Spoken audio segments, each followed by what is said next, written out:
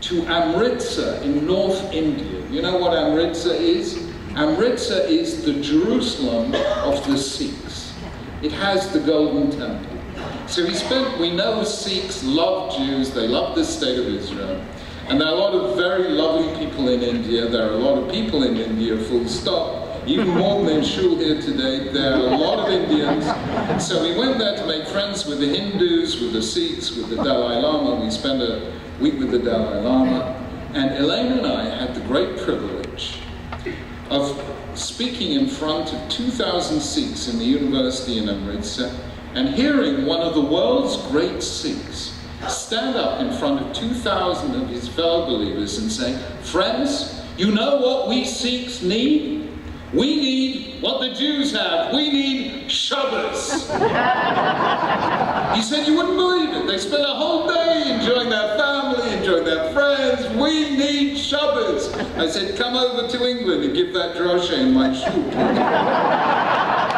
They would take to Copenhagen not just some official government policy, but they wanted some religious content to saving the planet from global warming, which I have to say, coming from England straight to Bal Harbour, I quite like global warming. It's called Shabbos. Now just imagine if the world, for one day a week, didn't use any cars, didn't fly any airplane flights, we'd reduce the world's carbon footprint by 1/7 overnight. Oh, we have a simple problem. Let everyone keep Shabbos. All the imams came up to me and said, you know, Rabbi, we never thought of that before. We're going to get up in our mosques and say, don't drive to the mosque on Friday. And I said, you can come and give that drush in our shuls as well.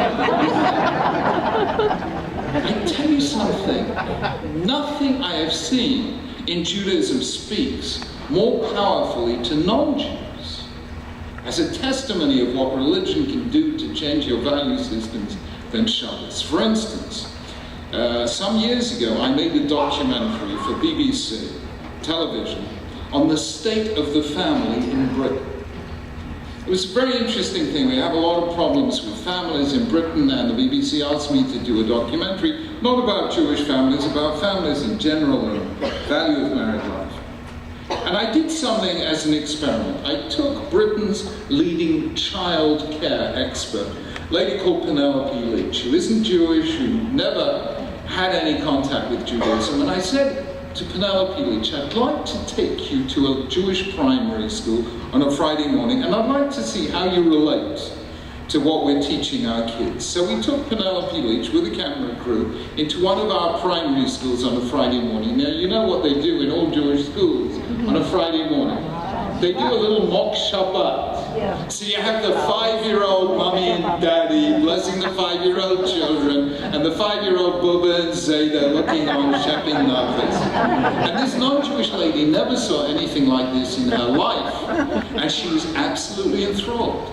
And she's sitting there talking to these 5-year-old children and asking them, what do you like about Shabbos? What don't you like about Shabbos? And these 5-year-old kids are saying, what don't we like about Shabbos? Can't watch the television, terrible. What do you like about Shabbos? And this is what a 5-year-old boy said to Britain's leading childcare expert. He said, you know what I like about Shabbos? It's the only day of the week that Daddy doesn't have to rush off. Bad news. Because I've just come from a conference in the Vatican with the Pope, and we're talking about the problem of marriages. Young people today having real problems. I had to tell them the kind of problems we have in Britain. Do you know half the children in Britain today are born outside of marriage? It's an extraordinary thing. Never happened in all of history before. We have fewer people getting married, they're getting married later. 42% of those marriages end in divorce. It's difficult. And it is extraordinary that we can today do things that none of our grandparents ever would have dreamed were imaginable.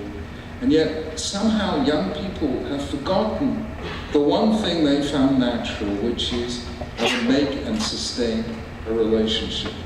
And the problem is the I.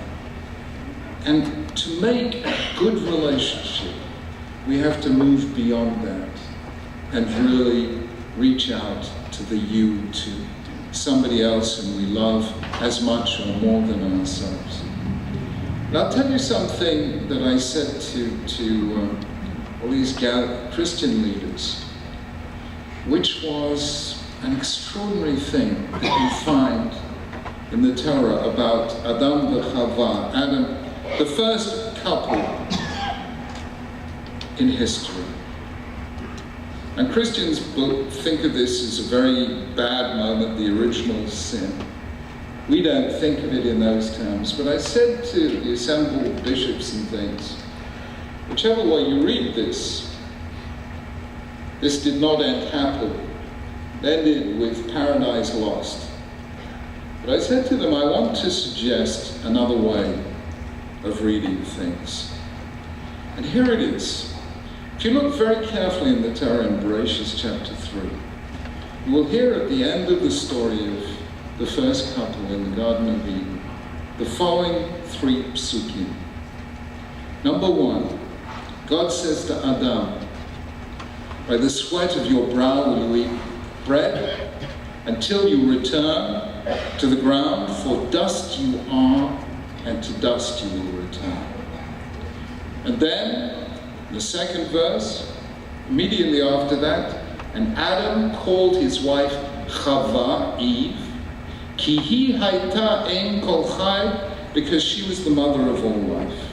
And then immediately after that we read that Hashem made for them kotnot, or garments of skin, vayalbishem, and he clothed. It's a very odd sequence of verses, and our classic commentators find them very hard to understand. But I want to share my own interpretation. If you look carefully in the Torah, you will see until that point in the story, Adam called his wife, do you know what he called her? Isha, woman. He didn't give her a name, he gave her a noun. For her, she was generic. For him, she was just generic. She was woman. Lezot yikare isha ki me'ish lukachazu. She should be called woman because she was taken from man. In other words, he saw her as not really a person, as a help to him, as somebody derivative of him. And until that moment, Adam thought he was immortal. And until that moment, if you're going to be immortal, you don't really need anyone else. But the second he heard from Hashem that actually he would be mortal, for dust you are, and to dust you will return. Though I walk through the valley of the shadow of death, I will fear no evil. We have to persuade people that the test of faith is the refusal to give way to fear and the refusal to give way to hate. And I'll tell you a little story which amused me, because I don't know, some of you may know I was involved a few years ago in retranslating and recommenting on the Siddur. I did a Siddur for Anglo-Jury, and then we did an American edition. And we had a little problem with the Siddur. Do you know there's a psalm we say, especially from the beginning of Elul through to most of Tishrei through Sukkot, Psalm 27. If you come across this psalm, it begins, L'David Hashem Ori V'Yishi. We say it through Elul and much of Tishrei. However, there's a problem, which is, do you say L'David Hashem Ori V'Yishi on Shmini Atzeres? Now, some say yes, some say no. In Eastern Europe, they used to say it. In Western Europe, they didn't say it. And I'm left with it in Anglo-Jury with a Siddur that says this psalm is said till Shmini Atzeres, which lands you in the problem of not knowing whether the word till in English means up to and including, or up to but not including. So you have it's so beautiful, I think you should say it every day. The husband got his job back and peace was restored. Why do I tell you this story? Because how does that psalm begin? L'David Hashem Ori V'Yishi. God is my light and my salvation. Mimi ira, whom then shall I fear? Hashem ma'oz chayai, mimi evchai. God is the stronghold of my life. Of whom then shall I be afraid? We have to show the enemies of Israel, the enemies of peace, that for us, faith means we are not afraid. And we will defeat the forces of fear and hatred, and we will show that to be a Jew is to seek peace, not war, and love, not hate. Friends, just before Moshe Rabbeinu died, he said something really, really extraordinary. I will not die, I will live, and I will testify to the God of life. It is not our way to hate. This is what Moshe Rabbeinu was saying to the next generation. If you want to be free, you have to let go of hate. Friends, that is what we have to say to the enemies of Israel. If you continue to hate, you will never be free. To be free, you have to let go of hate. That is our cure for the third idolatry, the idolatry of hatred. And the truth is that through Shabbos, we banish that crazy worship of the price of things and forgetting the value of things. Through marriage and the family, we learn to move beyond the I and create that touch of souls that creates a we. And through faith, we give the world the greatest cure for hate, which is the great idolatry of the Middle East in our time.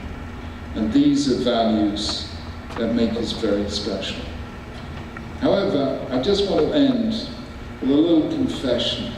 You see, a year ago, I had terrible trouble with my knees. Have you ever had trouble with your knees? I couldn't walk. I really couldn't, and I was in agonies for a year. I went through all the scans, the MRIs, and the this and the that and the others. Finally, they sent me to a specialist. True story, and he said, look, I think you're going to need knee replacements. I'm telling you that as your specialist. But as a friend, put it off for as long as possible.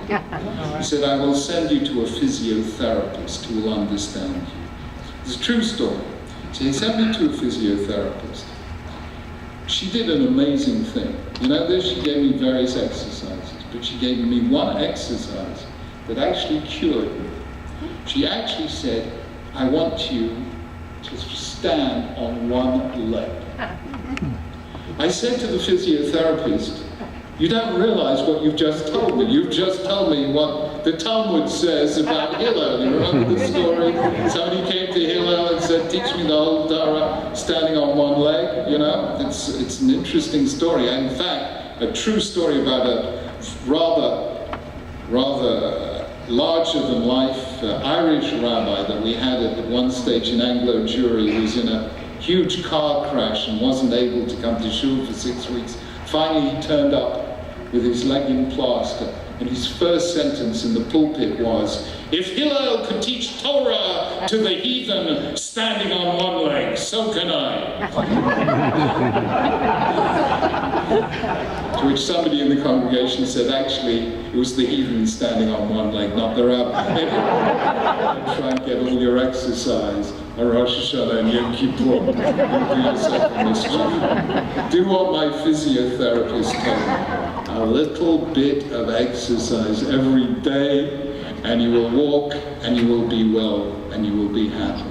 A little bit of ruchnius, a little bit of spiritual exercise every single day.